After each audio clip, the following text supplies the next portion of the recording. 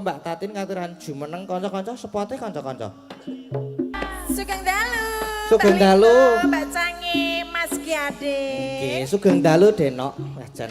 Iki jane aku ki wong tuwa kok dunake Denok iki ora kualat apa piye? Lah cangik karo jenengan ki tuwa cangike sik. Oh, iki berarti Cange to? Heeh. Cange iki lanang. Heeh. Ora iki wedok gelo-gelo. Oh ya wis sak karepe malah nek di Denok-Denok iki berarti aku jek enom ngono ya. Ayo mulane kuwi wis Jek enom.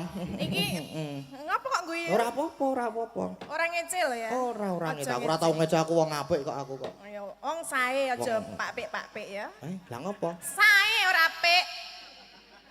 Lah kepiye to? Aku wong sae ora wong apik ngono lho. Wah, asik sih aku seneng dadi wong apik kok.